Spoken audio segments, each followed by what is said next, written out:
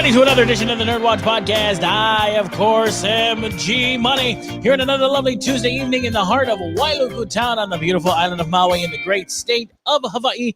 And we are here 4 men strong, and we're going to be talking about the latest in nerd culture news and, of course, movies and games and trailers and blah, blah, blah, blah, blah. You know, all kinds of stuff is coming up. Anyway, before we get started, let me introduce my crew. First off, joining us this evening, he is the producer, seducer.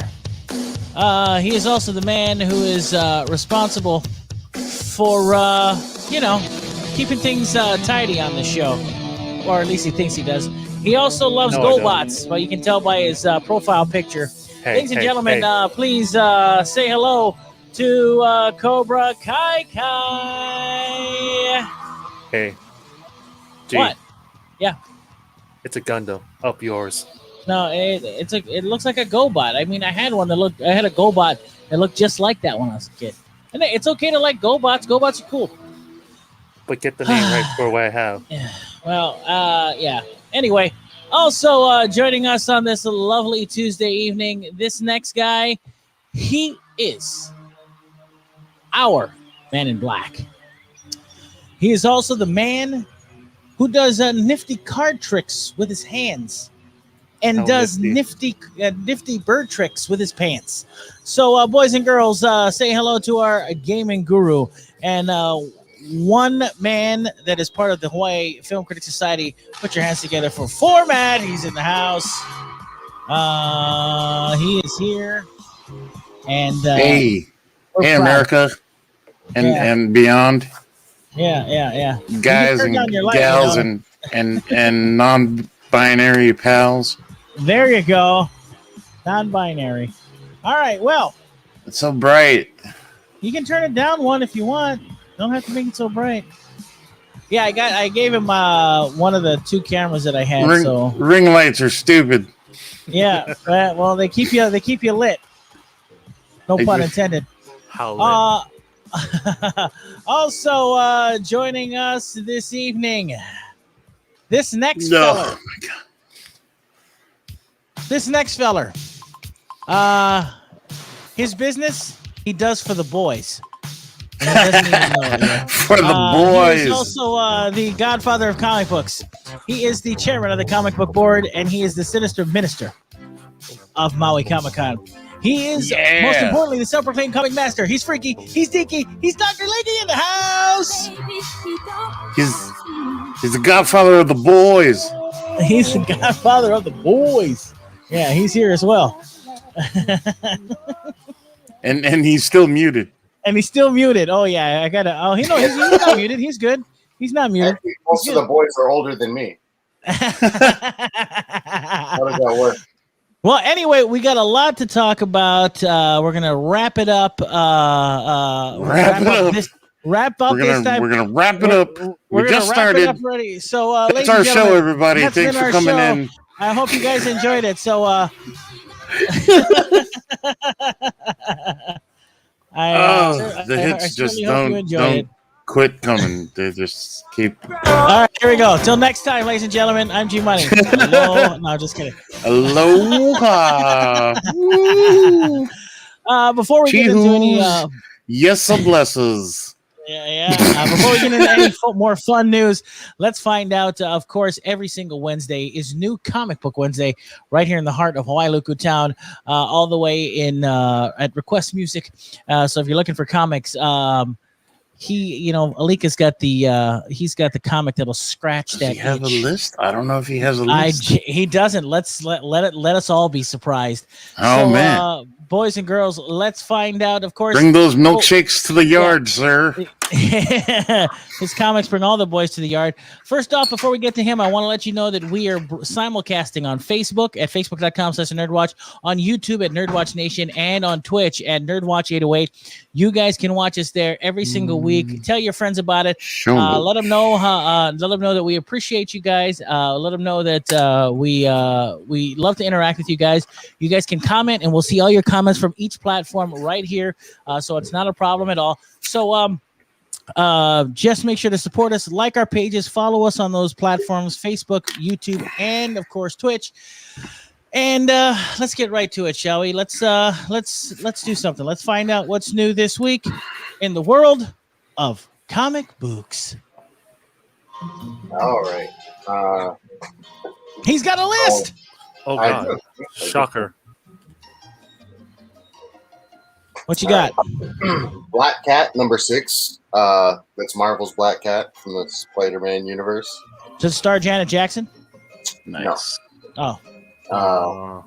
Black Hammer Visions number 4 of 8. Do Black Hammer and Black Cat work together? Not at all. No. Oh, okay. Black Hammer is a Dark Horse property. Okay. Fantastic Four number 32. Also with a Peach Momoko variant, very popular. Nice. Geiger number 2. Let's see. Giant Size Amazing Spider-Man King's Ransom number 1. Ooh. Grendel Devil's Odyssey number 6 of 8. A lot of big Bad Idea books coming out tomorrow, not the least of which is the one-day only release of Hank Howard's Pizza Detective in Caligula's Safe. What? And that comic is to be sold only for $1 and only tomorrow and one day only. Did you say in Caligula's taint? Safe. In Caligula's Safe. In Caligula's safe. You can't be in a taint. Come on. Well, it is Caligula, and he was huh? a debaucherous son of a gun in Rome. So I don't know. I was just curious. All right. Do you know what it's about? No, not at all. No. Okay, He's gotcha. got zero. Caligula's taint, apparently. It's about Caligula's taint. Oh man, that's all beat out. Dude, that sounds like a metal band. Caligula's taint, right? It totally does. I would listen to that band. All right. I get amped up for weightlifting. Ladies and gentlemen, please welcome to the stage, Caligula's taint. Well, I would rock that band just for the shirt. And you're like you're wearing this shirt at a family function, and your grandma's like, "What does that say, Caligula's thing?" I think. Can you imagine that in the future when we're all like grandparents and stuff, and we're walking around, and they're like, "Does Grandpa's shirt say Caligula's taint?" That was real music back in my day. What's it? What's a taint? Fire hole. No, you know what? I don't. That's not realistic because I think everybody's always going to know what a taint is. Oh, okay, fair enough. That's the name of the show, by the way. Now, thanks to you. Caligula's taint. That's it. Nice. You're welcome. Bingo. That sounds like a bad idea. It does sound like a. Well, now I know where I have to spend my hard-earned money. On Caligula's taint. Yeah. I'm gonna buy my issue on Thursday. Listen, you have the in with Bad Idea, Alika. Do me a favor. I'm trademarking it now. Let them know that I'm down for Caligula's taint and write a comic about it. All right. No problem. All right. Clip it. G is down Clip with it. Caligula's taint. That's already disturbing. Oh man. All right, I'm in. That thing must be like a 1 square foot of hard leather or something. Oh God! Please stop. Look, I'm coming off of food poisoning. I don't need to hear this. I'm gonna throw. Looks like a catcher's mitt. It's the sequel to the 1970 Penthouse classic. Yeah. Penthouse classic. Jesus. It's the one, when Roddy McDowell and Peter O'Toole. Yeah. All right. All right, let's go. Come on. Gross. Jeez. What's wrong with us? Right. Heroes Reborn. You guys disgust me. Heroes Reborn. Yeah. Number 2 of 7. Number 1 from last week is also going to be in the shipment, so I'm getting 1 Woo. and 2. Can't wait. And then there's a couple other tie-in books like Heroes Reborn, Hyperion, and Imperial Guard, number 1. Heroes Reborn, Peter Parker, Amazing Shutterbug, number 1. It's all about fantastic photography, I guess. House of Lost Horizon. Oh, sorry, wait. That Heroes. sounds like a Peter Parker book. Like Yeah. it's Amazing Spider-Man, and then there's Shutterbug by Peter Parker. Ugh. Yeah, pretty much. Well, it's that dance, yeah. Back when people used to wear flappers and whatever. No, that's the Jitterbug. Yeah, that's the thing I said. I have no idea. This is a Dark Horse book, House of Lost Horizons. Sounds like a horror book. Carmen, number 3 of 5, which has been a really interesting book by Lamar. Oh, that music is way up, bro. Oh, sorry. That's the Carmen Sandiego book, right? No, not the Carmen Sandiego. Where is she? Not in that book. Oh, Silk 3 of 5. That's oh yeah, Spider-Man. Oh, Silk is back. yeah. Silka's back. Wow, I didn't even hear. I didn't And realize. she's velvety smooth. Silver City, Like- number 1. That'd be Silky Smooth. That's correct. Spider-Man, Spider Shadow, number 2 of 5. Spider Shadow. Star Wars, number 13. Spider-Woman, number 12. Star Wars High Republic, number 5. This is an image book, Time Before Time, number 1. Sounds interesting. Time. And I think you said that wrong, by the way. Isn't it Star Wars? High Republic? No, that's not what it is. that's not how you say it. But, they don't have marijuana in that galaxy. Actually, no. They have death sticks though. The Jedi's hairstyles strongly suggest that they do have marijuana in that universe. It's a possibility. Oh, baby. Just checking. Sure. All right. X Corp number 1. So that's a continuation of the Hickman X crap that's been going on. Speaking of which, coming up soon, though, people might have seen the Hellfire Gala is coming up. That's something to be looked forward to. Marvel's X-Men titles. What is that? It's where Yeah, the X-Men Hellfire Club's always been interesting. So they dress up all borderline BDSM and kind of sexy like. mm-hmm. You'd be into it, Kai. Yeah, I think you would, Kai. You'd like it a lot. And they call themselves after like chess pieces. This is not that weird one I've been seeing online with all the X-Men dressed up in weird. Yeah, costumes. that's the one. Yeah, that's the one. This is the one. Oh, perfect. Yeah. I can look at it and wonder what the hell is going on. It's coming up. Nothing in this shipment, but coming up soon, which will be fun. Nice. So that is the comic book list. Ladies and gentlemen, that is your comic book list for this coming Wednesday, all over Maui Comics and Collectibles. Make sure you check them out every single Wednesday, New Comic Book Wednesday at Request Music in the heart of Wailuku Town, and make sure to pick up your copy of the classic, soon-to-be classic, Caligula's Taint only at Maui Comics. Hank Howard's Pizza Detective in Caligula's Safe. Okay, Wow, it still says in Caligula's Taint. That still sounds like it.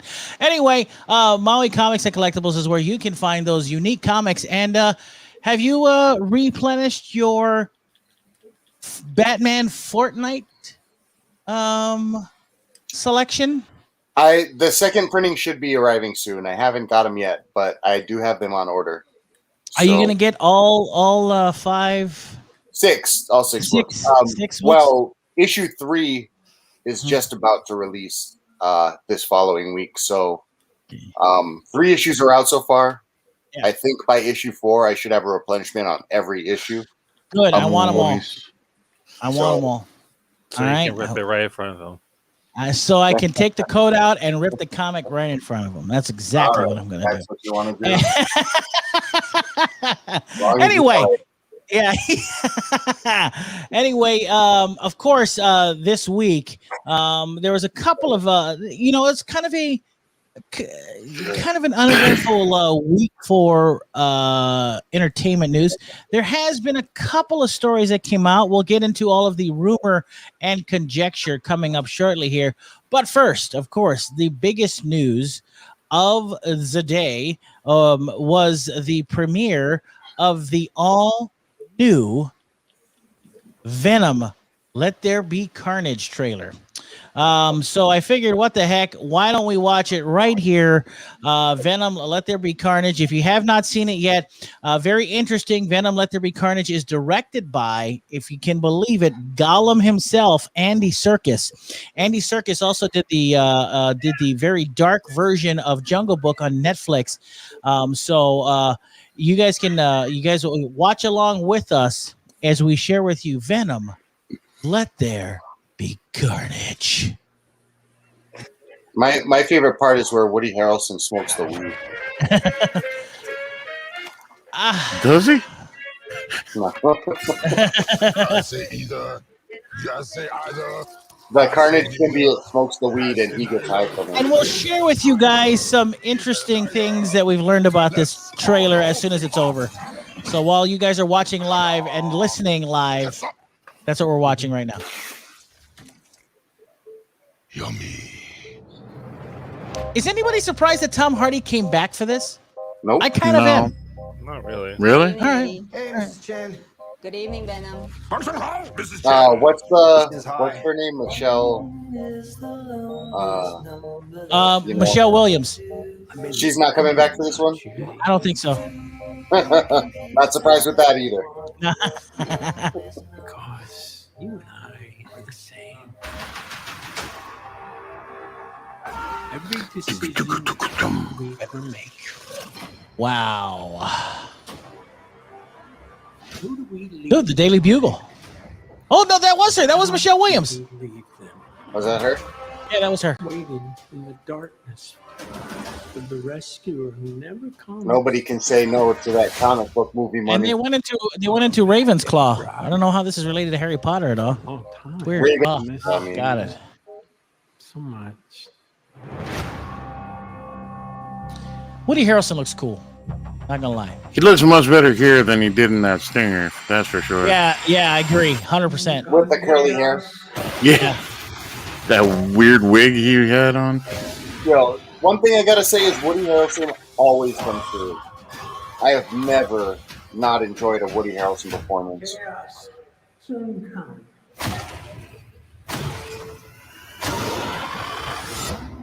Is the loneliest number that you Yeah, baby. Yeah, I still have the same gripe from the first one. The chocolate delivery hasn't arrived. Everything's just way too dark. What's gonna Yeah, happen? pretty much. Stop protecting me? I am happy to eat, Mrs. Chen. No, you cannot eat, Mrs. Chen. What? Nothing? They made a lot of fuss about what it's going to be as far as only being in theaters. Like I said, directed by Andy Serkis. A very interesting choice, considering the fact that I think Andy Serkis might be the perfect guy, considering how CGI heavy this movie is. So it's actually a pretty decent choice. The news came out today that Did he have a role in the first movie? Like, I am did, not a- did he I do don't like know. mocap or something? He might have. I mean, but I can't say for sure. That's the only like positive spin I'm trying to put on the sequel. Yeah. Is that Andy Serkis is involved and he knows what it takes to make CGI stuff work. Yeah. So I'm hoping, because man, that first movie, I mean, that fight with two black symbiotes fighting in the dark, rough. Kind of hard. I was like, what? I couldn't see anything. I agree. And this 100%. one seems like you can tell the difference between the two, but it's still really dark. Now, I think what's interesting is that, number one, do not expect this to be part of the MCU, number one, and don't expect it to be part of Spider-Man's universe. This is outside of the Spider-Man universe, according to the filmmakers and according to Sony. So It's weird though that they include the bugle though. Yeah, they said there's going to be hints of it, but they say this story is outside of Spider-Man, which, to be fair, if I'm honest, can I just say that I think that they're throwing us off? You know what I mean? Maybe they're just throwing us off the quote-unquote scent, and just saying that Venom is its own thing, which I guess is possible. But I think that with Venom, with this sequel, they got lucky with the first Venom. And when I say that, they got lucky with a movie that was extremely subpar, and people resonated to it, right? Mhm. So it was a very subpar movie. They've wanted to see Venom for a long time, and I think Sony got lucky with it, and they got an audience for it. Well, now Yeah, they're going to have to I'd say that's deliver. fair. They're going to have to Right. deliver big time for this one. There's no doubt about it. They can't be fooling around. Venom Let There Be Carnage is going to have to be a straight up Venom versus Carnage. Just this mass, just this incredible hero versus villain or anti-hero versus villain fight. And I think that if they play their cards right, I mean, according to this in this trailer, Tom Hardy is doing a very decent job, and as always, Woody Harrelson seems to always deliver whatever he's in. And I think that this is an opportunity for them to remedy or remedy some of the problems that they had with the first film, and and hopefully Tom Hardy has found his niche. Now, for as much as I know about the universe itself, I've never thought that Venom was that silly. Is Venom that silly in the comics that way too? No. He can be. It depends on who's writing him. Like certain people will write him like he's a child, right? And then other ones are just he's like a personality that kind of grows off of Eddie. Right, and he seems very angsty, Yeah, like he's always trying to do something. Yeah, and Eddie's always trying to reel him back. Yeah, I always thought that Eddie had a. I mean, this is where the first one he'd have no control over him, but I would figure by the second movie he'd have him a little more under control. But I mean, I guess that's not what they're going for, because they seem to kind of be going for the humor, I guess that is in there. Yeah, it's a very Odd Couple kind of. Yeah, absolutely. It wasn't until this trailer that I realized that, like, only Eddie can hear Venom say anything. Right. When he talked to Mrs. Chen, I thought that Mrs. Chen could hear him, but apparently that's not the case. So very surprised about that. I don't know. Alika, you're the expert here. What did you think? I mean, it looks fun. They're not going to go too serious with it, so that's fine. Yeah, it's probably going to be almost the same as the other movie, but like Phormat said, maybe having Andy Serkis will clear up some of the CG stuff. Some of the CG problems. Yeah, for sure. Well, and I think you're also right that they're throwing us off the trail. I think that what's going to happen is we're going to get not Tom Holland Spider-Man, but we'll probably get like one version of the other Spider-Mans, and then through the Spider-Verse get Venom sucked into Tom Holland's universe eventually. That'd be kind of cool. I was kind of thinking along those lines too. I mean, I do understand why they are throwing us off the scent, number one, because they have to find out if Carnage and Venom work as a unit together in a movie, number one. Number two, what I don't think a lot of people are talking about because of the excitement of the Venom trailer is that we're seeing this Venom movie before we're watching Morbius, and Morbius has gotten delayed again. So so I don't know what's going on with Morbius. I don't know if there's an issue with the movie itself, or they're just pushing it back and saying that this is going to come first because of COVID. This is going to come first before this is going to come before Morbius, but I'm not too sure. But I do know that Morbius has been delayed yet again, and I don't know when we're going to see that. But apparently that movie is done. So I don't know if they're re-editing or if they're reshooting or what have you. They're very hush-hush about what's going on with Morbius. But that, of course, is the Jared Leto vampire flick, which is very much related to the rogues gallery of Spider-Man and his ilk. So it's interesting. Something to think about when it comes to Venom. But I will say this. Now that it's going to be only in theaters, this may bring out more people to the movie theaters considering. So we shall see. Next, I want to bring this to you guys' attention. This next film also got a trailer today, which I thought was number one was unexpected, but number two, it's one that I've been looking forward to. This is the full trailer, and this is the latest one from A24 and David Lowery. This is a cool little flick. I don't know if you guys had a chance to see it, but I'm going to share it with you now. It stars Dev Patel. Dev Patel is in this trailer. And it's a fantasy epic that is entitled The Green Knight. So everybody that's listening and or watching, here we go. Check this out. It's The Green Knight. This looks really cool too. Sisters. Who can regale me, my queen, with some myth?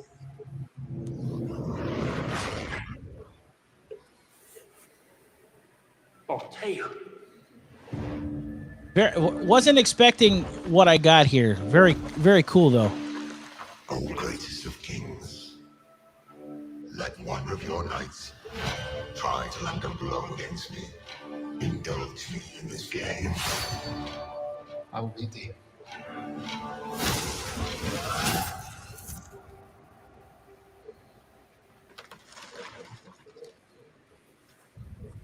One year hence.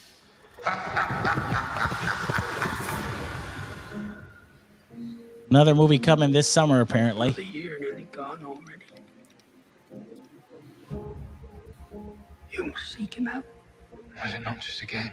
Perhaps, but it is not complete. You'll find no mercy, no happy end. Why do you stop me? Mere doom is at hand.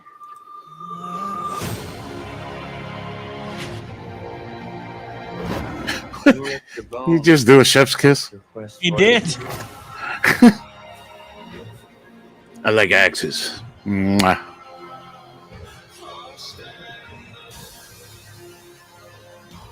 It's got some really fascinating visuals. I will give them that.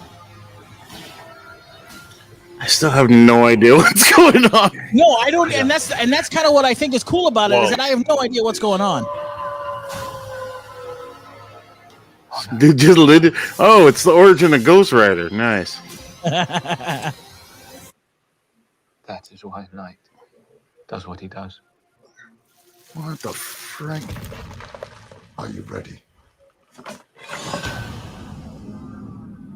Now, this feels very Pan's Labyrinth. This movie, ironically enough, this movie has been in production for quite a while. A matter of fact, if I'm not mistaken, this was supposed to come out last year. Now, according to Ron Catiguy, I have to do my research on it. Ron Catiguy is in the chat. How's it going, Ron? And of course, Doc is in the chat as well. And big shout out to Murphy, who's in the chat as well. Ron says that this is a remake. Well, yeah. I mean, to me, honest, it kind of looks like a mixture of something like Adventures of Baron Munchausen or something of that ilk, or like the latest thing, like the King Arthur thing. It kind of has that feel, but it's a lot darker. But I like the fantasy element to it. You know what I mean? I really like that. It almost, the original was called the Emerald Soldier, so they've upranked him. Yeah. Oh, now he's the Green Knight. Gotcha. Yeah. Isn't that a downgrade though? I mean, I don't know. I don't know. I'm not in the military. Well, how would I know?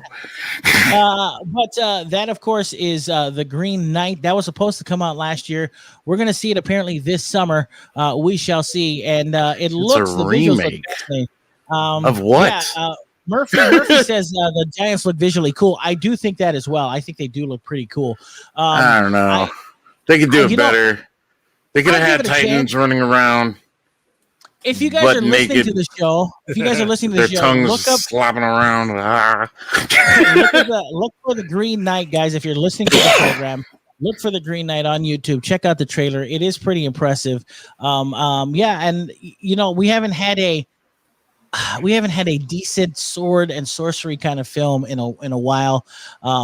King Arthur, the one that came out a few years ago, wasn't received well, but I think was a little underrated. But was that the Sons of Anarchy one? Yeah, that's the Sons of Anarchy one. That The was Sons of the one. Anarchy, King Arthur. Yeah, yeah, that was the one. If you pull this Absolutely. motorcycle out of my garage, you will be the ruler of the Yes. land. Yeah, Yes, nice. yeah, but it was pretty cool. But yeah, I gotta admit that Aren't we getting a D&D movie? it is being filmed as we speak. Right, yes. right. Okay, cool. Yeah, that is also being filmed. I as we hope speak. it's as bad as the as the Marlon Wayans one. I really hope it is. I own that movie. I gotta tell you, and Of course you do. Yeah. It is pretty bad. It is pretty bad. Although I gotta admit, man, Jeremy Irons is like giving it his all. That guy is going off. Ron Cadigai said it's an old Sean Connery movie. The only old Sean Connery movie that I know that has any elements of this is Zardoz. But we shall. What about Dragonheart? Hey, but that's not old though. Huh? Yeah. He played the dragon. Come on, guy. He was the freaking dragon, bro. He was the dragon, bro. I am the last. I like Murphy's sequel, future sequel, Green Knight and the Red Squire. I like it. I like it. I like it. I love it. I like it a lot. It is interesting. We're coming full circle on that whole chessboard thing. Yeah. What I like is that I love the production house of A24 because they bring some great unusual stories that don't get done by Hollywood mainstream, and they bring some really good stuff. So I really Didn't like. They do Snowpiercer? They did Snowpiercer, right? I don't think they did. I don't know if they did Snowpiercer, but I do know they did Hereditary. They've done. They did the follow up Midsommar. They did the movie with what's his name, Robert Pattinson. I think they did Cosmopolitan. Oh, Batman. Nice. No, negative, not Batman. No. I was looking forward to that. Yeah. Now there is also, since we're in the realm of Batman and all this other stuff, very interesting piece of a couple of interesting pieces of comic book news, and I'm going to only bring this up because it was something that was brought up in our personal chats that I'd like to share with all of you. And the nudes? Yes, the nudes. Oh. Gannon's nudes. Gannon shared it with the class, and I will say it's interesting, but I don't know if I buy it. So let's read this together, shall we? It looks like this story comes to us all the way from WeGotThisCovered.com. Warner Brothers might have hoped fans would be satisfied with the release of Zack Snyder's Justice League, but the director's cut has instead kickstarted another social media campaign, this time with the aim to restore the Snyderverse. And according to the latest intel, DCEU lovers have someone on the inside in their corner. Let me tell you who that is, boys and girls. It is Black Adam himself, Dwayne Johnson. That's right.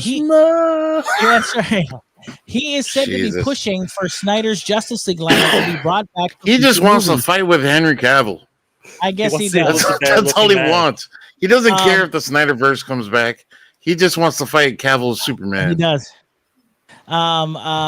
Before I move on with the story, I gotta say that I have to say that Murphy Milburn is absolutely right. A24, they take chances with new ideas. 100% they do. Oh yeah, and for more sure. Often than not, they pay off. I agree with you 100%. According to what they are saying is that to Sutton, Johnson really wants Black Adam to face off against the whole league in one of his sequels. Seeing as his origin movie will introduce the Justice Society, The Rock is pitching an Adam versus the JSA and JLA event down the line, but he doesn't want a new league. He wants to work with Snyder's cast. Get this. This is the funny part. As has been well documented by now, Warner Brothers is extremely reluctant to do any more with the Snyderverse and wants to move forward with rebooting those characters. Here's the thing, though. Someone on the inside claims that Johnson actually has more sway than WB execs on this issue. The Rock is said to have complete creative control over the Black Adam franchise, and so he has more power when it comes to artistic decision making than the studio's suits. According to the quote, he can override the executives as AT&T would take the Rock side about using the Snyderverse, according to the source. So I don't know if that's real or not. And at this point, I don't care. It's hard for me to believe, no matter how big The Rock is right now in Hollywood, I don't think that guy could possibly have that much pull. But if that's When the it case, comes to that's movies, I think he would. You think I so? really do. And AT&T backing The Rock versus backing WB. I mean, we've already seen AT&T overthrow a WB decision. So Good point. Yeah. That's a good point. I don't see where it couldn't be true, but at the same time, like when everyone brought up, restore the Snyderverse and or Snyder Cut or whatever, there was a lot of talk about like the director's vision and everything, and I was behind that. But you guys got it, so stop. You guys already got what you guys wanted. And like I said, I am of the belief that the Snyder Cut of Justice League is the perfect way for this canon to close, in my opinion. Bringing it, I would agree. I understand trying to bring back Cavill as Superman. I get that. I think that he's I think that he's a very underrated Superman. I think he's much better than some people say that he is, including our very own Professor Barry. He's not a big fan, but I think Cavill does a good job. I think it's only obvious that Wonder Woman is keeping her position, Gal Gadot. So is Jason Momoa. So is Zachary Levi as Shazam. And I tell you what, if you get Zachary Levi as Shazam, Henry Cavill as Superman, and The Rock, you've got most of the league already. So you got most of the league already. So I mean, we don't have. I don't know how to put this. We don't necessarily have to play in the Snyderverse to have Cavill and Levi and Gal and everybody else. I agree. We don't have to play and in the universe. I thought WB wanted to do like more standalone-ish films instead of doing like a unified universe kind of thing. Yeah, well, like because you said, The Rock said they can't do it right. So right. I think, but to be fair to the argument of Rock having this pool, his success at the box office has been how can we put this? It has brought Hollywood to new heights, as it were. So, and in that respect, his face brings dollars. So, I mean, if that is the case, if that is the case, AT&T may have the right to say, "Hey, listen, we're going to go with The Rock's idea because I think that he's going to put butts in seats, right?" And he's going to be like, "All right, so worldwide devastation. I'm thinking like maybe a giant earthquake again or something. Yeah. Or maybe a tsunami, like a gigantic tsunami with mutant animals. Yeah, with a big mutant gorilla and a giant white gorilla that makes sex motions. Yeah, right. Yeah. See, he makes sex fingers. There you go. By the way, that's the name of the podcast. No, sex fingers. I don't know if sex fingers can outrank Caligula's taint. All right, fair enough. We are disgusting adolescent. No, we're male. It's true. It's also, but I will say, I do say that, and I will kind of close this out with this. I think that the issue is that we don't have to. What? I just had a cool idea. What if? So we have the Justice League as it stands now, and they're getting their butts whooped by the Rock's Adam, whatever, Black Shazam. Adam, and then Shazam. The Justice League gets saved by the Black Superman. Well, that was. I'm glad you brought me into that because I was going to bring that into the next story. Is that as of now, it looks like. I'm all about segues. Very good segue. The new Superman movie we'll talk about here momentarily. Just really quick, just know that The Rock may want to bring in Henry Cavill and all the rest of these guys, which is great. Just know you don't have to play in the Snyderverse. You can just bring these characters back, and we can do something else. It's completely fine. I would agree. Speaking of, as we all know, Warner Brothers is also working on a brand new Superman film with apparently, which is still holding, Michael B. Jordan is going to be playing Superman. I heard he wasn't playing Superman, but he does have like I don't know, like a producer role or something. Right. Like he's high up in there, but I don't think he's actually in it. He maybe they're gonna definitely try and convince him because his box office clout is pretty decent. This is the new film that is being written by Ta-Nehisi Coates and was going to be directed by J.J. Abrams, but no longer. They're going to be finding a black director to take over for J.J. Lord. Yeah. So now on top of that too, there is rumor that this is not going to be the black Superman from the comics. According to them now, this is going to be Kal-El, which and here's the issue is that you already have let Kal-El and Clark be Kal-El and Clark. You already have a good superhero in the black Superman in the comic. Right. Use him. Well, don't try and change up Clark Kent at this point. Use the black Superman that you have from the comics because he's a really cool character. And he is. And of course, and the other thing is that he won't have the baggage that is put on Clark Kent and Kal-El at this point. Murphy, you're absolutely right. Jordan did downplay. He has been downplaying the fact that he's going to play the Superman role. He has in interviews. He definitely has. Right. But he has said that he wants to bring the black Superman from the comics, not Clark Kent or Kal-El. He wants the black Superman from the comics to be this movie, which I think is a great. Right, and I think that's a great idea. I mean, what was that?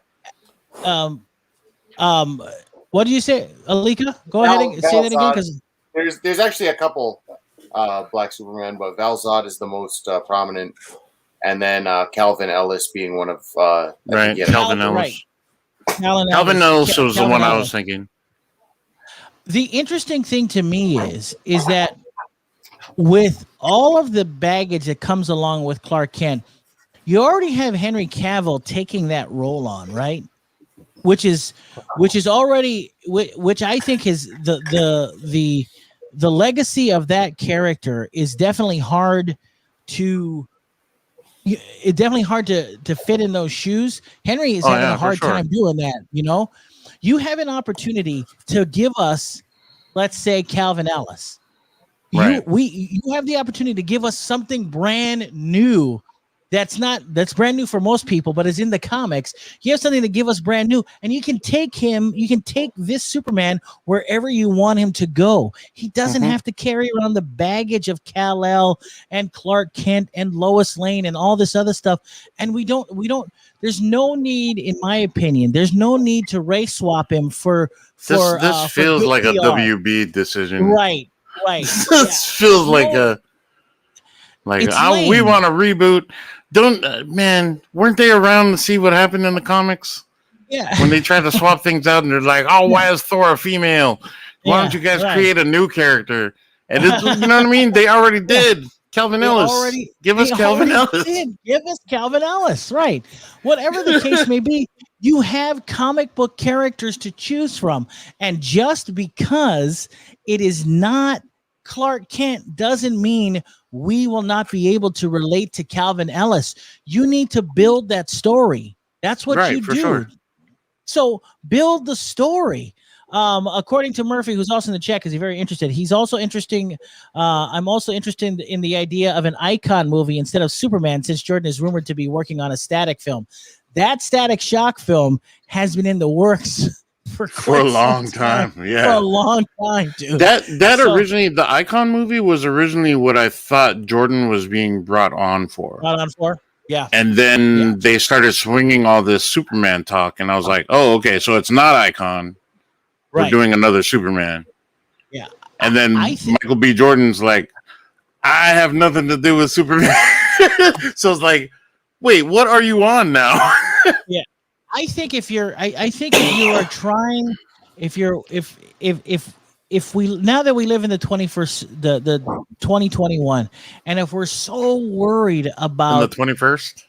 the 21st century, if Yeah. we're so Right. worried, Yeah. if Still? we're so worried about diversity, and if we're so worried about representation, don't Make my Superman black. and give us Calvin Ellis. If you're worried about Oh, you representation, guys are still complaining about this? no, and no, Oh, it's yeah, not. you And know. what we're It's like what you we're and talking Diamond. about- We're just revisiting. Oh, I just I do think- not think that this is anywhere near as bad as you and Diamond. I just think it's an opportunity for Warner Brothers to put together a Superman movie that we haven't seen before and be able for it to relate to all audiences with an all new Superman. Just because his name is Superman doesn't mean he has to be Clark Kent. That's not always the case. And I don't, and people are, and if you keep them in that box, they're never going to explore anything further than just Clark Kent and Superman. There are more Supermen. So give us the other Supermen. It's simple. I don't listen, I'm not the one give making us the big Steel. Oh yeah, Give I'm us for that. Steel. More. Yeah. Oh, man. Let's bring Shaq back for that one. Yeah, let's bring Shaq back. I'm down for that, baby. Yeah. Oh, Oh, man. so With the that- advancements in cosplay, hell yeah, dude. He'd actually be in a good suit. Yeah, that would be that would be pretty sweet.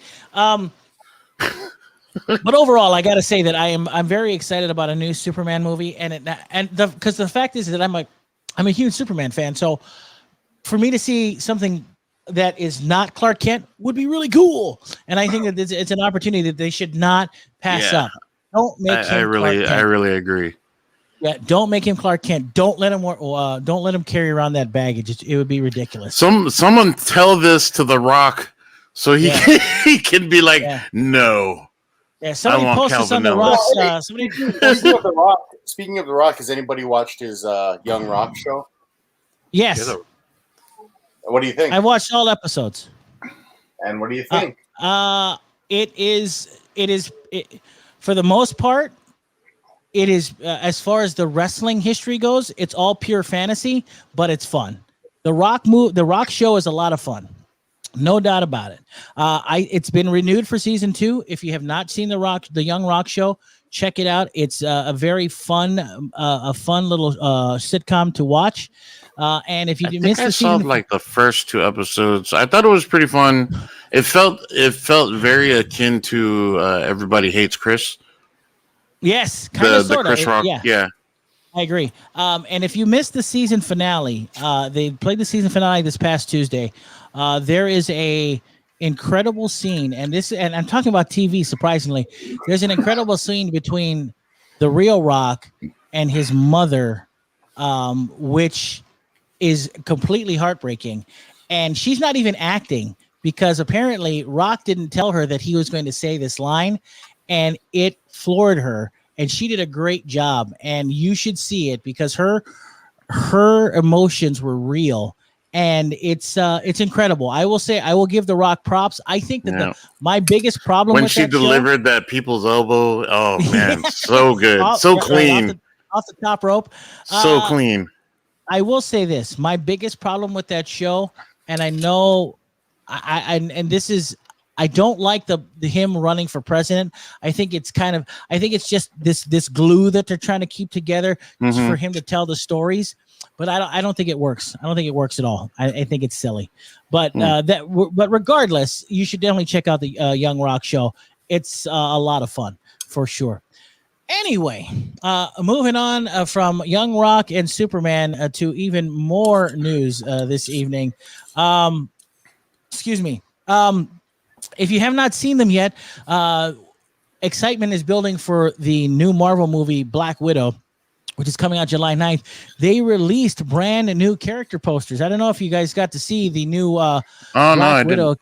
You didn't get to see them? The Black Widow character posters? I imagine they look like the old stuff.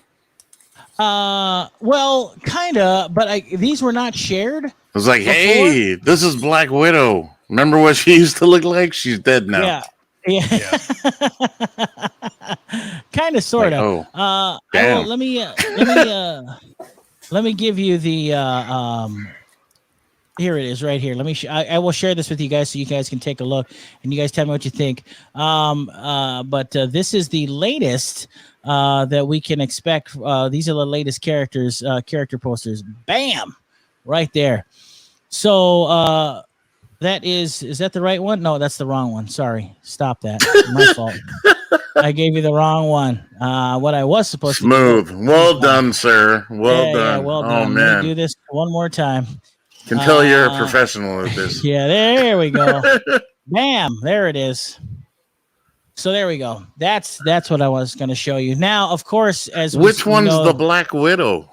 The one on the left. How do you know? I don't know. But of course, that is Scarlett Johansson from left to right. Scarlett Johansson, Rachel Weisz. She's married to James Bond, Daniel Craig, by the way. What is her name? Pugh. I can't remember her last name. Her first name. Excuse me. Of course, that is also David Harbour from Stranger Things. And of course, the man with the mask is supposedly Taskmaster. And the gentleman on the right is someone that has yet, I believe, has yet to be named because we haven't seen him in a poster yet. But according to it's Cole Young from Mortal Kombat. Yeah, God Everybody forbid. he was such a big hit in Mortal Kombat. Oh, man. He's back. They were like, "Can you bring Watch your him go time beat to up the his family encased in ice." Very cool posters. I think this So is it's like Black Widow, Black Widow 2, White Widow, Red Widow, Blue Widow, Taskmaster, Orange and Blue and Widow. Murphy's like, is this Charlie's Angels? Yeah, Yes. quite possibly. But yeah, seeing this, I am I'm a big fan of Rachel Weisz. I think she's a great actress, and for her to be in a Marvel movie is super cool. She is fantastic. I think she's great. So seeing this, I'm more excited. It definitely looks like she's replacing ScarJo. For sure. Yeah. It kind of does. Well, as we know that Pugh is going to be actually doing that. She is replacing ScarJo for sure. So yeah, that is Pugh. She's got to have a better name than Pugh. What the hell was her name? No, I can't. Now I'm going to have to look that up. She gets a lot of crap when she goes by her first name, Pepe. Oh, makes sense. Oh man, you got now. Black you got Widow. Me. Hold on, I got it. Florence Pugh. Thank you very much. That's it. Bingo. But yeah, so very cool. I think that something to look forward to. Hey, did you know that David Harbour is in this? Yeah, that's what I just said. David Harbour. Oh.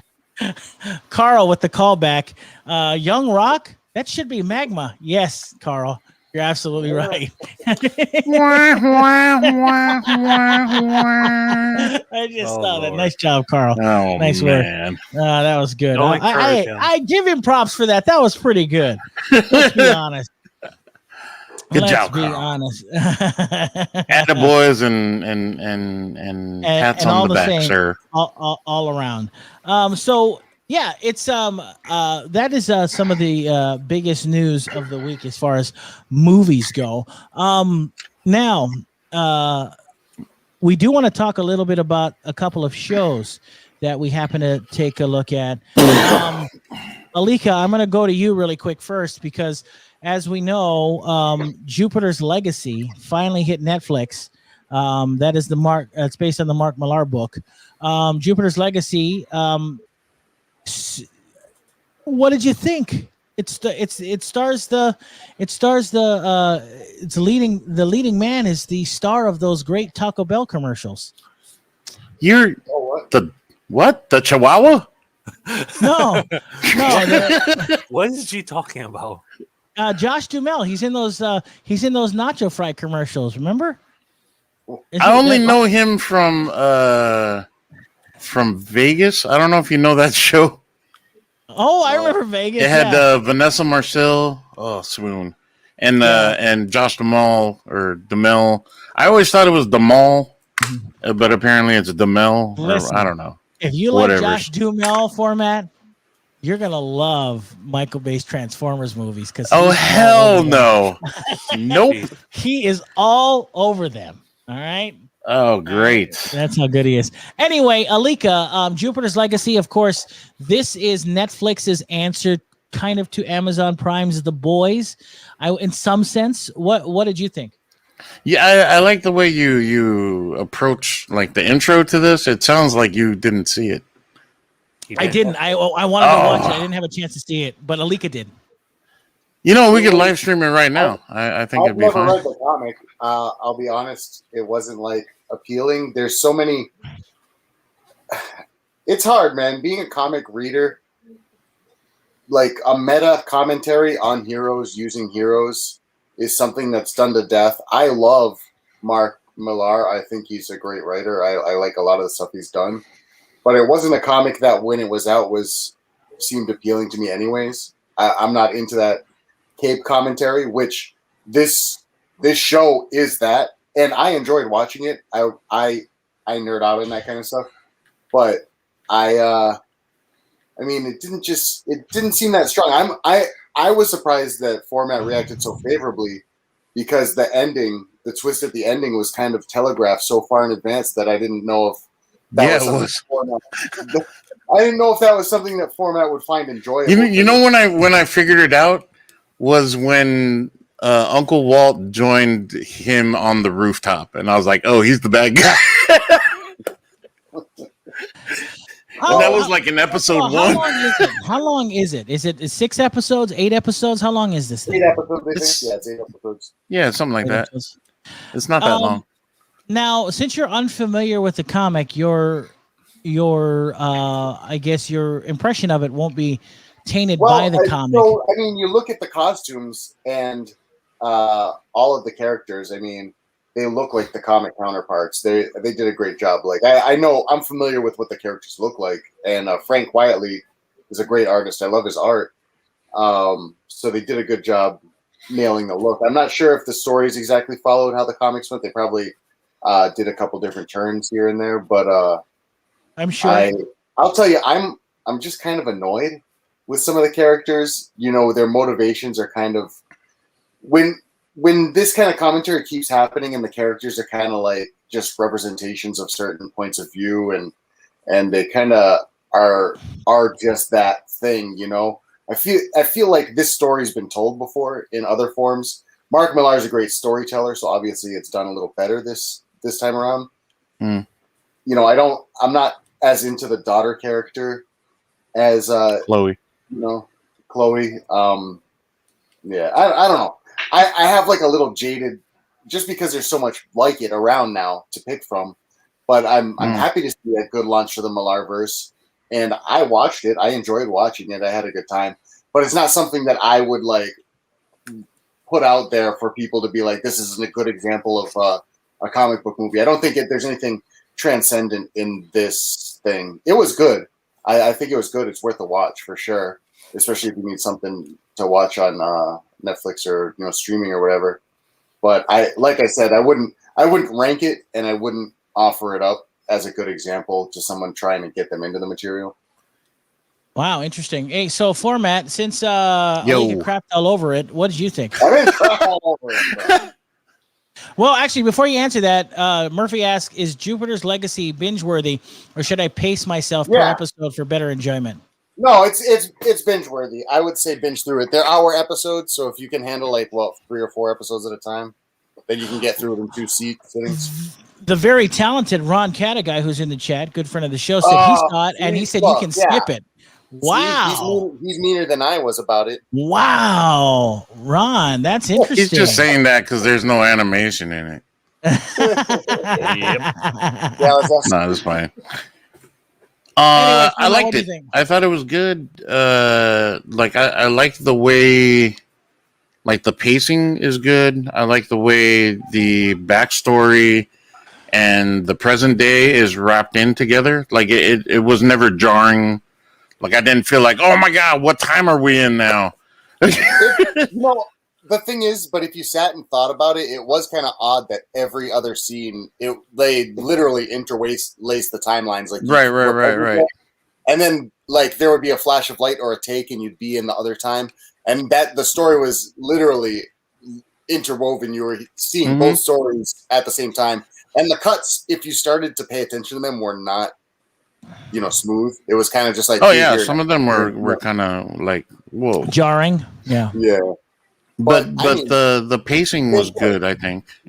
Yeah, I think that it kept with the story. Like you got enough of one story, they moved you to the next, and I'm curious how the books are like laid out. If it's similar, because this feels like this is like maybe two stories that are so running side by side. The Millar Jupiter books were a handful of miniseries, so they were like 6 to 12 issue runs. There was Jupiter's Legacy, Jupiter Ascend. Jupiter's Circle. Sorry, Jupiter's Circle. Jupiter's Ascending is the Mila Kunis and that's the one with Channing Tatum as a dog. A Mog. Yeah. He's a Mog. He's a Mog. He's John Candy's great grandson. Yeah. Nice. Now, I guess the ultimate question is that Jupiter's Legacy is probably going to be more accessible than, say, Amazon Prime's The Boys. I think more people have Netflix and Amazon Prime, number one. Number I would two, think so, yeah. Do you think that this is something that most people will gravitate to if they like superheroes, number one, and number two? I think this is a good I think this is a good entry point for people who don't like superheroes too, because it's not weighed down by backstory. It's as soon as you turn on the TV, you're in the same place as anybody else. There's not too many comic nerds about this stuff, So that's the beauty of a Mark Millar thing, is it's got comic sensibilities, but it's not weighted down by the history. So Mark Millar takes advantage of the archetypes that exist, but he tells something fresh and new so that people aren't like, oh man, I wish I could enjoy this movie, but I don't know this or that or this or that. And you don't need that. Like Kick-Ass, you got it. Like Wanted, you got it right there. He's a really good like swiper. Like he's using a lot of archetypes that exist, but he writes them really well, and makes them his own. So Swiper? Like from Dora the Explorer? Like no swiping? Oh, is that no swiping? What? I'm so confused now. No, just like how the swiper, no swiping. They'd be like, say, there's this really cool team of characters. I got to do that now. Like they would just swipe from each other back and forth. Oh, okay, gotcha. And Millar kind of does that in his hero universe. I guess that makes sense. It's almost expected, right? Because like everything's already been done. So right. Well, any new thing it's gonna draw allegories to something that came previous. There's the brain powered people, there's the fast people, there's the strong people, there's you know what I mean? But because we just went through this with Invincible is almost like a parody with how they take care of, these hero archetypes all exist, and you can put different skins on them, just like the boys, the 7 are, different hero archetypes, but there's the fast one, the water one, and endless, combos of these archetypes can be reused and reused and reused to tell different stories. Right. And, it's a good thing Mark Millar is a good storyteller, or else it probably would not have worked out as well. Well, Murphy, joining in on the adolescence of this program, Jupiter Circle Swinger thing, which I guess it kind of does. Thanks, Murphy. I'll join that circle. Yeah. So I get superpowers at the end of the circle? Nice. So ultimately, Phormat, do you see this going further? Do you see this successful enough? Yeah, I can't see how they can not do circle after this. They stuck the landing on the cliffhanger, it's coming back, obviously. Yeah. I liked it. I don't know necessarily, because I mean the costumes were I mean, I guess they're accurate, but I never read the book, so I don't know. But they didn't feel cheap. You know what I mean? And then Just Amal as Caped Jesus kind of fits. He's a Caped Jesus. But there were certain things that I didn't understand, and I'm thinking it's probably better explained in the book. Because Sky Fox's kid has that teleport rod thing, but Sky Fox is apparently like super smart. Like he's a builder or something, like a technopath. Like he talks to electronics. Right. But it's another guy who gets the teleport rod thing.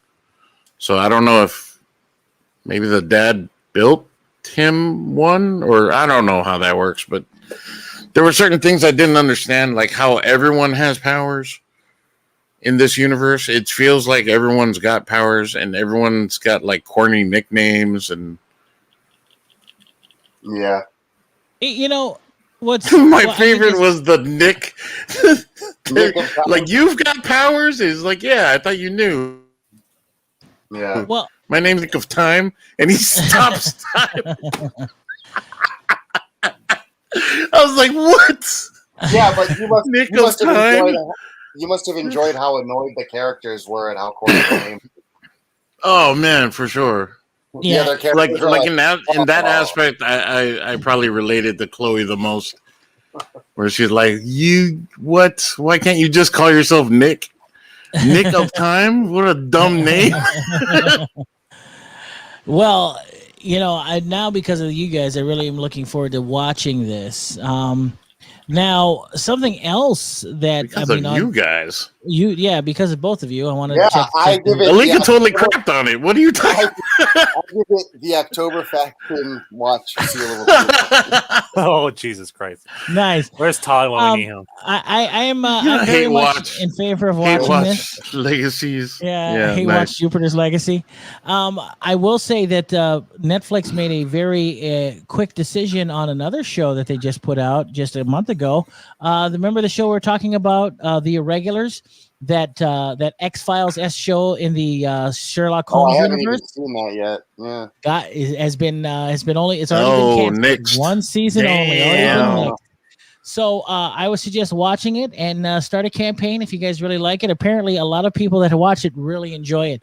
So that's definitely something to look forward to. So, you know, you can write your senator. Is that what people write senators for? That's what they write senators for. Maybe write a letter to The Rock. Canceled. Yeah, not canceled. Anyway, watch Jupiter's Legacy. It is on Netflix right now. Check it out. According to both Phormat and Alika, it gets the October Faction seal of approval. Oh man, nobody's gonna want to watch it now. I do. You're like, that's the show that Todd liked. No. I will say this. We didn't talk just about tell them to wait for the twist. Jesus Christ, that's gonna hurt someone. We didn't talk about this a couple weeks ago, but digitally, since we're talking about comics, digitally, the brand new Justice Society. The Justice Society movie, animated film called Justice Society World War II came out from Warner Brothers. It's not Justice Society with fingers? No, it's not. It's just Justice Society World War II, which is currently out right now. They need to hire us to give them, titles. That's Wonder Woman, Black Canary, and the like. But what's interesting is that who's the like? Well, just the Justice Society. But anyway, what's interesting? I've never heard of Wonder Woman, Black Canary, and the like. I wasn't sure what superhero that was. It wasn't any. Anyway, the what's interesting is that if you get it on a digital platform, there's a couple of interesting things that come in the extras. One of them happens to be DC did a 20-minute short of Kamandi. Really? So, yeah. That's so interesting. they did. Yeah, so DC did a 20-minute showcase short of Kamandi. Wow, so, more people squeezing the corpse of Jack Kirby for a quick buck. Nice. I'm really hoping it's in stop motion animation. It's like not claymation. I hope it's in claymation. That would be great. It's That not. really would be cool for Commandi with all the animal creatures. Yeah.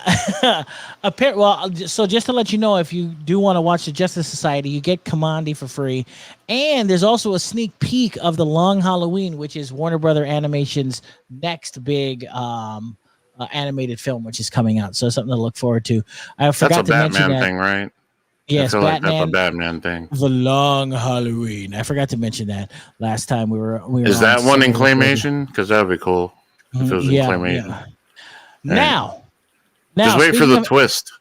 Speaking of animation, and this is where my segue comes in, Disney Plus released another episode of Star Wars: The Bad Batch.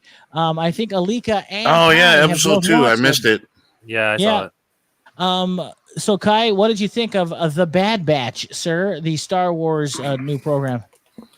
Okay, I did like the fact that they went. The friend that they were going to see was cut from all the way back from season 2, episode 10. So, I mean, that was a while back. I didn't think they were going to go that far back for one character. How long was this episode? Because the last episode was over an hour. Only like 30 minutes, like a short. Oh, 30 minutes. Okay. What? Yeah. It wasn't that long. Oh man, they should give us Clone Wars snippets again, where they're like 15 minutes. No, it was. Right? It was just basically them getting ready to go off the grid and everything, and try to figure out where they're going to be for now. So the Bad Batch is What? If we can That was explain the this- entire episode. Well, more or less, it was basically them end up having to help a former deserter clone. Clone. Yeah, so basically, Cut was a clone from season 2, episode 10, where he fell in love with Twilight With a droid. Nice. Willick. But yeah, and then they basically decided that he's going to leave the army. So he's been living on kind of low key life. So the question is that episode had Rex in it. How did Hunter figure out about Cut? That's I want to know, because then he just said, "Oh, I just know someone." And it's like, okay, what is it? Like, oh, it's Cut. But wait a minute. If we Rex didn't was all I make want it, to know. if we didn't make it clear last time, Star Wars: The Bad Batch is essentially about a batch of elite and experimental clones are trying to make their way through the galaxy in the immediate aftermath of the Clone Wars. So if you're familiar with the Clone Wars, this is kind of an offshoot of that. So the Bad Batch. Every episode is them marching in formation, going, "We're clones. We're clones. We're clones." And Right. it wasn't. But they're in that Kiwi accent. Accent, right? Yeah, and I'm not saying the episode was bad or anything. It was just it was episode to me. I mean, the whole thing was them trying to help a former clone fellow clone deserter, and then with him. So Kai didn't like it because there wasn't enough shooty bang bangs. Yeah. What did you think? Did I you want watch it, more Alika? boom, boom. What did you think, Alika? It was good. I think Kai just wants something to bitch about. No. How often do I complain about anything? I'm just kidding, Kai. Can I ask you something, Alika? Sometimes I trust your opinion about cartoons, but there's also do I have to call in to question your cartoon acceptance? Why? There, what? I mean, like I have never found a cartoon that you don't like. Example As long as 1, it's animated, right? Thundercats Roar. Oh, I took your great advice show. on What's that your piece great of crap. show? What's your point? Great show. What's your point? That is a piece of crap, and I trusted you on that, and I got burned. You didn't think it was funny at all? No, You didn't I laugh? hated it. You didn't laugh at the Robert burbles that they love pain? God. I hated it, but I It's will say hilarious. I will say that I do trust your opinion when it comes to cartoons, except for Well, that one. like you said, I watch a lot of cartoons, and maybe you can listen to what I say. You don't have to trust my opinion because, like you said, there's not really too many cartoons I actually dislike. If it's Exactly my animated, point. I can I enjoy it. You know. Oh, Murphy brings up a good point. Would the Bad Batch be more enjoyable with a glass of blue milk? Yes. Absolutely. If that blue Straight milk from the has- teat. also has some acid in it. That's right. And Aunt Beru must serve you that blue Yeah. milk. All right? After That's the only way it after a- tastes good. After a hard day on the moisture farm, nothing Oh. like a lukewarm glass of blue milk. She's gotta serve you, yo. Have we ever wondered You just got served. how moisture farming works in the Star Wars universe? You don't know how No. condensation works? No, don't in the question it. Star Wars universe. Don't question it. It'll I make was your head just- hurt. I You don't know how vapor works? I would Let think it's go. pretty lucrative because they're like on a pretty big plot of land, man. That's what I mean. I mean, that's a lot. I mean, is it their moisture farming? Is that the reason why Tatooine's climate is the way it is? Ooh, because they suck the moisture out. Ooh, those. Yeah. Well, evil- they've got suck it dry. all those suns, so everything's a Yeah. solar still. I read that book. Damn. Unless of course Luke's uncle and aunt are really stupid and decided to moisture farm in the worst yeah, place they're possible. like, no, we could have gone to Dagobah where moisture is everywhere, Everywhere. but you brought us to freaking Tatooine. Tatooine There is for no moisture. moisture anywhere. Why are we Yeah. moisture farming? They were already there to begin with. Or it's just an elaborate cover story for their weed growing operation. I mean, Respect. they must have Respect. money because they keep trading shit, man. I Yeah. don't. And all I Luke's know like, is- I just want to go and pick Greedo. up some hypercondensers. And there's like, Greedo must have got no. stoned somehow. Murphy says Star Wars version of Green Acres. Yeah, there you go. That's absolutely true. So Until they got shot up. moisture in a farming gang on rivalry. Tatooine, not recommended. Okay, not recommended at It's all. a great, elaborate, cover story for a weed farm. for I guess. underground I just- marijuana operation. That's right, dude. I mean, their house was basically underground, Yeah. so you probably would be able to find a door that goes even further down. Oh, I'm sorry. So I'm assuming he brands it the Sky High Walker. Yeah, there you go. Yeah, there you go. Yes. All right, fair enough. Take All a right, hit well- of this, man. This will get you walking in the sky. Oh man, so good. And they sell. I mean- they Like sell the sound effects from the lightsabers. That's not really happening. You just hear that shit in your head. No, they actually made novelty lightsaber lighters that you can toke up with. Yeah. So- See? Yeah, their number one. Oh man. Their number one man. buyer. We was should have Obi-Wan. recorded this episode for next year's 420 episode. That I think we should have. would yo take a hit of this. Ironically, we have our resident expert in the gun Kai? on the show tonight. Yeah, it's crazy. What? Oh man, Kai. According to I think Ron, it's for You maybe moisture farmer, you.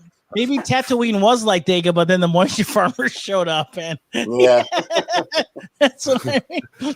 All right. they destroyed the environment. There you All go. that moisture See? went down to Oh, underground Murphy farms. brings up another good point. They're vapor farmers. They're not moisture farmers. That makes sense too, I guess. Good point. Point taken. Absolutely point taken. Anyway, we could go on and on about the weed Vapor smoking that farm. happens on Why, Tatooine. why are you screaming with green? Yeah, exactly. He just Googled weed. Yeah. There's a whole bunch of stuff that comes up. Just Google weed in 420. Things just come up on the wide. It's pretty crazy. Anyway, Wow. now because it's been kind of a slow week, I do want to there's no other major movie news or television news per se, since they're wrapping up the television season. I mean, am I missing something before I move on? Not really like concrete or hard hitting news, but Agents of Shield. There's rumor mill talk of it not being canon moving forward because they want to, I guess, reboot Agents of Shield. so that it falls more in line with the MCU. So does They that mean should've done Coulson that is for the dead? freaking- I don't know anymore. Yeah. They I would could think have that kept mean it in Coulson's line. I dead. don't know. They just let it go off the rails. I don't You know know what? anymore. All I know is Tahiti's a very nice place. Yeah. But apparently, it was Samuel Jackson's been this whole time. Yeah. Well, we can all thank Joss Whedon for killing Agent Coulson anyway. So let's add on to what's going on with Joss Whedon now. And let's put that on top just in case. Is that he's the one that killed Agent Coulson, that jerk. Not only did he try and get Stop Gal it. Gadot fired from or ruin her career from Wonder Woman, he became a jerk face and he killed Agent Coulson. What a What a dirtbag. dipshit that guy is. See, I told you he's dirtbag. Man. I told you. He knows how to write women. Yeah, he does. Buffy, Dollhouse, he's your guy, huh? All you Joss Whedon defenders. Anyway, no, Might as well let him do. What else? Batwoman. There's news on the horizon of a Joker sequel. Yes, there is. Now we actually need it. I'm surprised that word has come down. I am very surprised that, considering the fact that how final the Joker movie with Joaquin Phoenix was.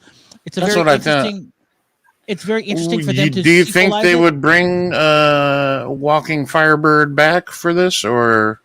I think they should bring back his brother River, and then So Good that luck might with work as that. well. Yeah, good. I'm telling you, talk about throwing that movie on its head.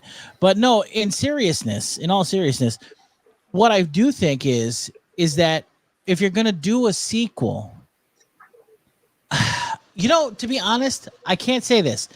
I don't think there should be a sequel, because what you're going to have to do is that you're going to have to make the Joker interesting.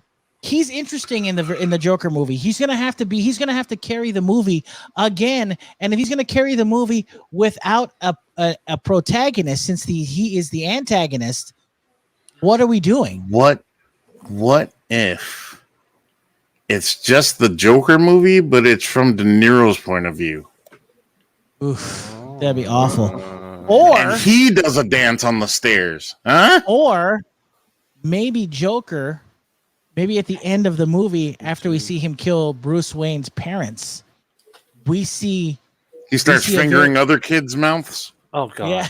Yeah. Nice. That sick bastard. No, we could see him. We could see the joke and a very old Joker take on a very young Batman / Bruce Wayne, and he could kick old Joker's ass. Young Bruce Batman, nice. Young Bruce Batman. Going. Yeah, or maybe an old Joker just goes to like all of the kid versions of like little Barry Allen, and he starts fingering his mouth, and then he goes to Themyscira at some point. Don't say that. Don't say that. He wants to make them smile. That was pretty gross. Yeah. You know, like the Joker does. Yeah, like the Joker does. Like I don't think it's the Joker. I don't think it's a good idea. I think they should just creepy already. Or maybe the tattoo origins. You know, maybe he ends up at a tattoo parlor and he's like, "Put danger on my forehead." I think that would be a great story to tell. Yeah, we don't know that story, and we could get it here. Yeah, I think it's a bad idea. I don't think they should do it. Well, I don't think they should do it at all. We'll see what The Rock has to say. We'll see what The Rock has to say about this. He wants to play the character as well. Idiot. Anyway, what else is going on? So in the will he or won't he news, Andrew Garfield has been saying he never got a call for Spider-Man 3. Yeah, that's what he's saying, but he's a filthy, stinking liar. Whoa. Someone's angry. I don't know about filthy. Stinking, maybe, yeah.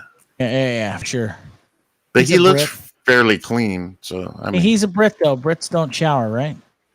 well, I mean, that's a lot of Axe body spray. That's true. Oh, no, the Brits shower. It's the French that don't bathe. Got it. Oh, Sorry, right. My fault. Sorry, Andrew. My fault. Right. I picked They the rub wrong their bodies European down country. with baguettes. Yeah, that's exactly what they do. Uh, It absorbs a lot of moisture. Maybe that's how they Makes moisture sense. farm Makes sense. on Tatooine. Whoa! Full circle. Mm-hmm. Jupiter circle. Jupiter circle. The circle. All right, sweet. And the last thing I had was apparently one of the Chris's has been approached for possible He-Man status. As in one of the Hemsworths, or the Pines? No, one of the Which one? Chris's. So like maybe a Pine, maybe a Hemsworth, maybe a Evans. Right. Maybe a Pratt. To be what exactly? He-Man. He-Man.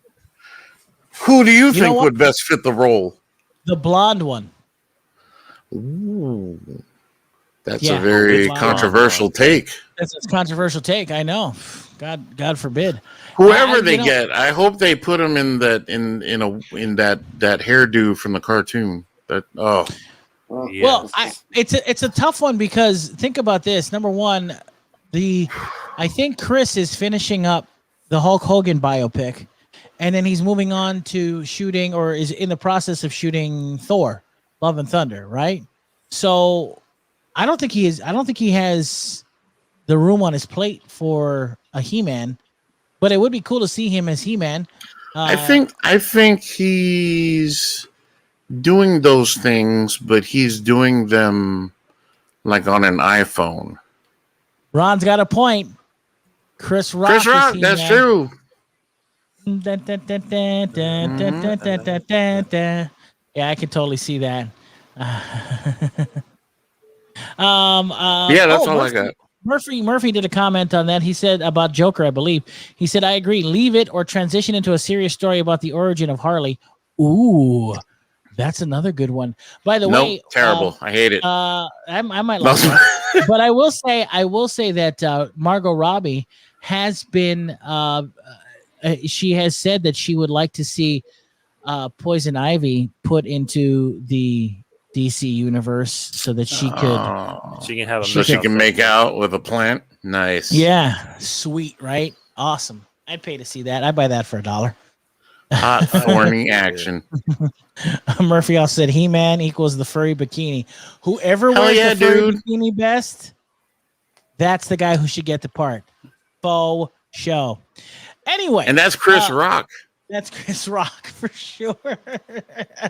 Now, moving on to some quick gaming news. First off, of course, this past Friday was the release of Resident Evil 8 or Resident Evil Village.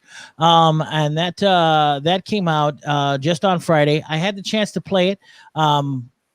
Gannon, who is not on the show tonight, no surprise. He got to finish the game, and he said that he enjoyed it. Resident Evil Village, I have crazy because Gannon hates everything. Gannon hates everything. He does. I will say my first impressions.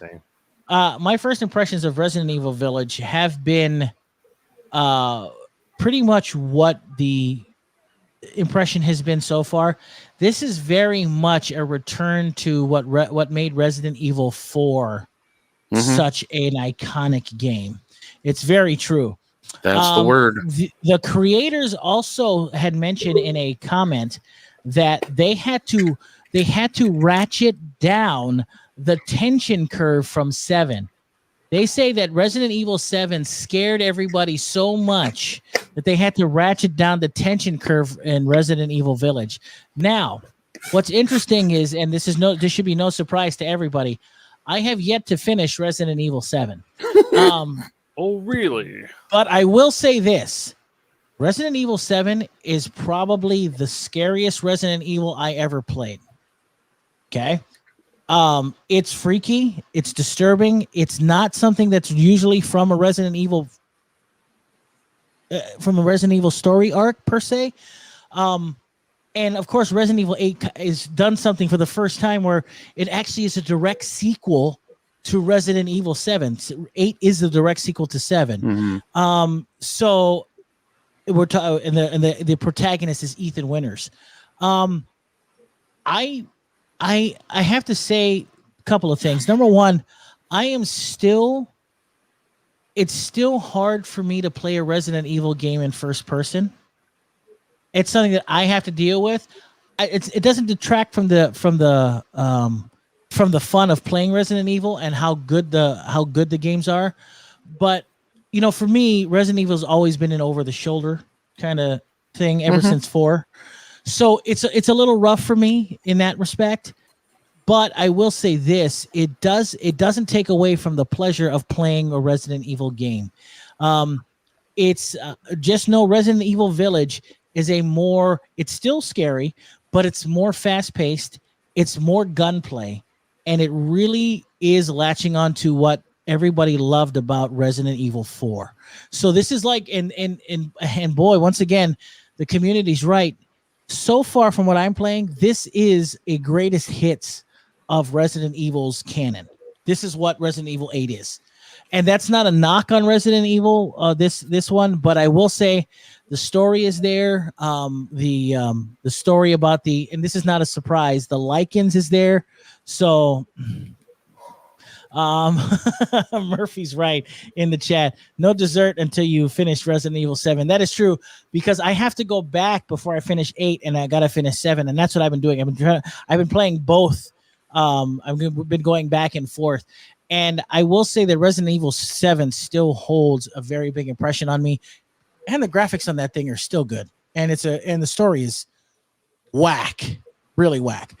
But anyway, if you are in the Resident Evil space, then by all means you need to play Resident Evil 8. If you have not played 7 yet, it's been 4. I think it's been 4 years, hasn't it? 17, 18, 19, 20. Yeah, 4 years since Resident Evil 7. So I recommend it. Just know that Lady Demetresque is not as prominent as they make it out to be. But most of the time, she's not as prominent as they make her out to be in the trailers and in the demos. It goes beyond that, and it's a great way to get people thinking that this was it and kind of throw people off the scent. It's a smart move.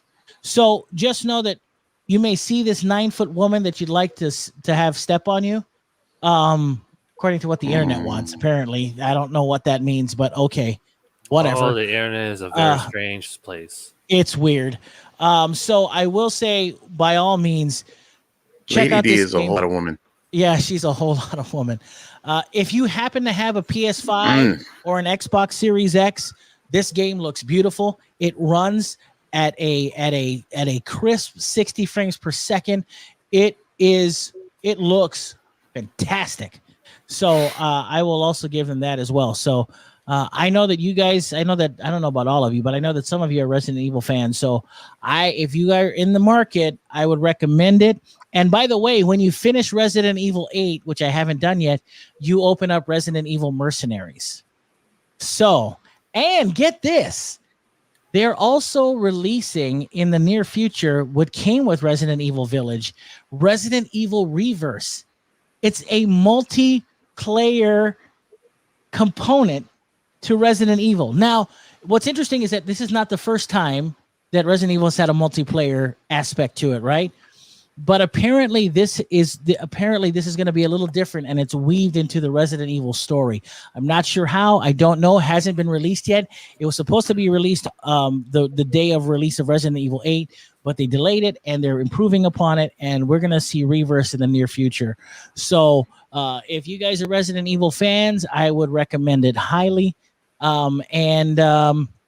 No, it takes itself. No, it's not. Just know that now it's no longer Resident Evil's not. At least I don't feel it's tongue in cheek anymore. This one is a little more tongue in cheek than the last one for sure. But it's but it's very. They kind of take things a little more serious in the last two. So just be prepared for that if you're a fan for sure. So anyway, check it out. Resident Evil 8. Village, or Resident Evil Village, as it were. I don't know. Are you you want to play that format? I don't play survival horror games. What's your problem? I think the last thing I played was Fatal Frame, Crimson Butterfly. That was probably the last survival horror one. That's Fatal Frame 2, I think. Yeah. Yeah. Wow. Are you not a fan, or is it? I'm a fan of the lore, but I'm not a fan of the gameplay. Like just creeping down hallways to jump scares. You know what I mean? That doesn't really do my thing. But I have a lot of friends that are huge Resident Evil fans, and a few of them were like, ever since Village came out, like they're no longer scared of Pyramid Head. Yeah, exactly. By the way, did you know that says like leaps and bounds about this. I will say this too. Resident Evil 8 is being they may be getting sued by the filmmaker who made the movie Frankenstein's Army. Apparently, oh word, yeah. Apparently, Resident Evil kind of. I don't want to say stole because I don't know what it is, but they kind of co-opted, paid homage to one of the monsters in Frankenstein's Army. I won't mention which one. Is it Frankenstein? No, it's not. But Frankenstein's Army. This movie came out. If you've never seen it before, by the way, Frankenstein's Army. It's a lot of number one. It's a lot of fun. It's super cheese, but I recommend Frankenstein's Army if you haven't seen it. But apparently, the filmmaker thought it so close to his idea and so close to what he put on screen a few years ago that he is looking to recoup some of his own work. I guess profit, recoup some of the income from that. So I can't remember. I guess that's fair, man. Because I was gonna write a book about a comic book store owner in Hawaii, and then Alika threatened to sue, and I was like, oh, okay, never mind. That's what he does. That's exactly what he does. I was trying to pay homage, and he was like, nope. So, nope. The best homage is putting that money in my pomade. That sounded dirty. Nice. Makes perfect sense. I get it now. Anyway, moisture farming. In the video game space, Resident Evil, of course, is the biggest thing happening right now. So if you are a fan, check it out. The next couple weeks, we'll be seeing a couple of other games. One of the most, I guess, not talked about games is coming out in 2 weeks called Biomutant, which has been getting last week has been getting some very big press. It comes out on the 25th of May.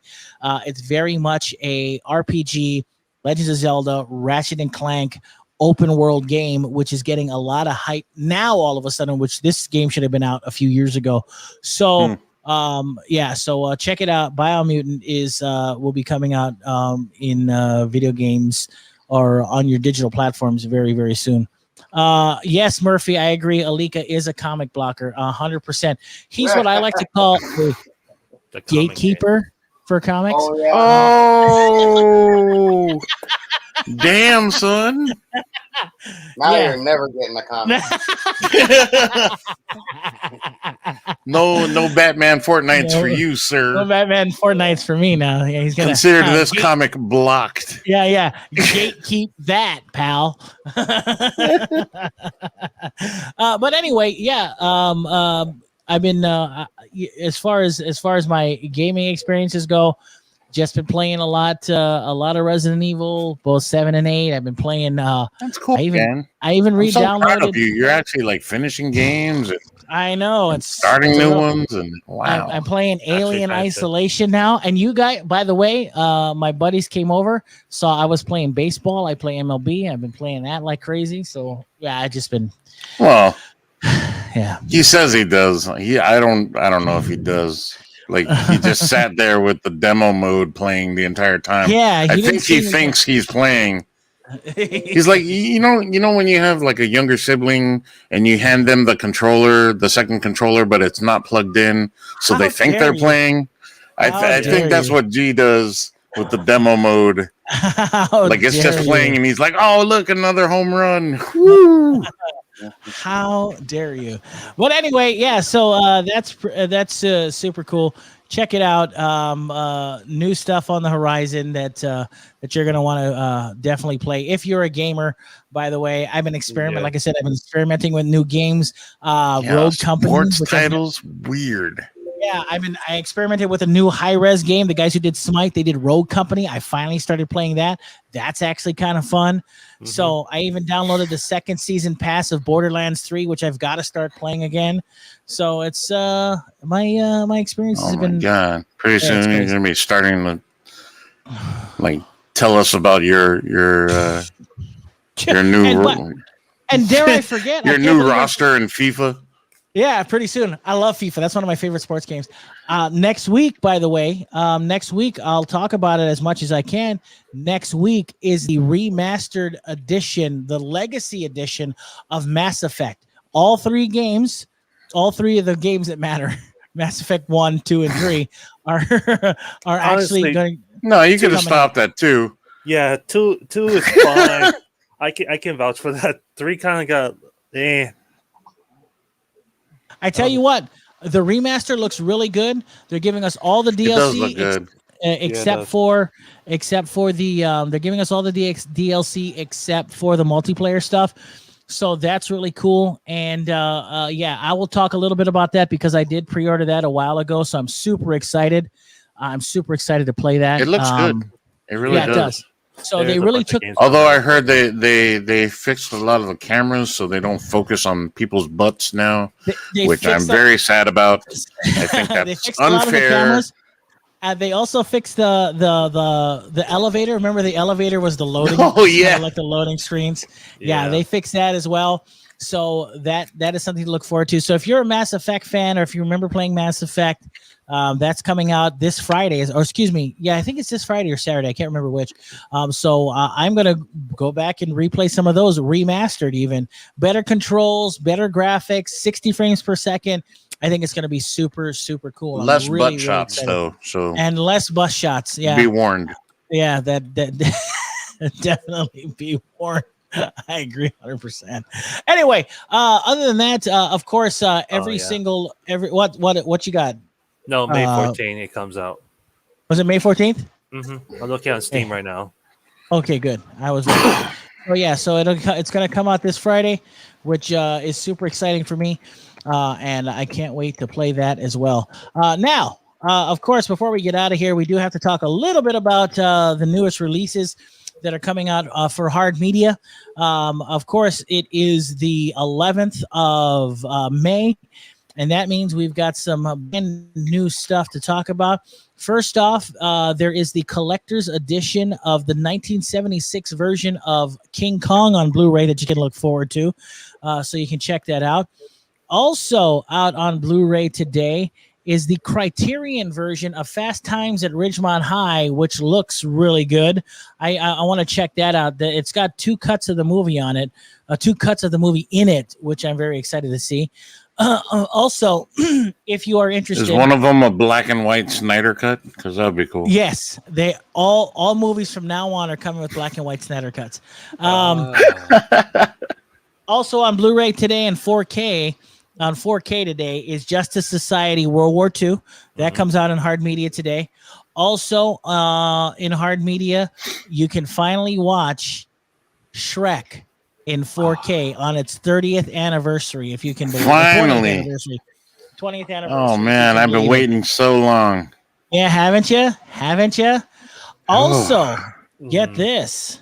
Also on 4K Blu-ray today, if you are a fan, Saw is coming out in 4K as well. So you can look forward to that as well. That's going to be a 4K release, which I'm kind of, which I guess is okay. It's also coming out in an exclusive Best Buy Steelbook, which looks kind of cool. But I already have those already, so I don't think I need to double dip on those at all.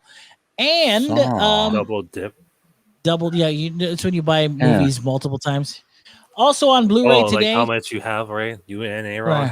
Right, double dipping. Yeah, it's ridiculous. Also on Blu-ray today is the latest film from Liam Neeson called The Marksman.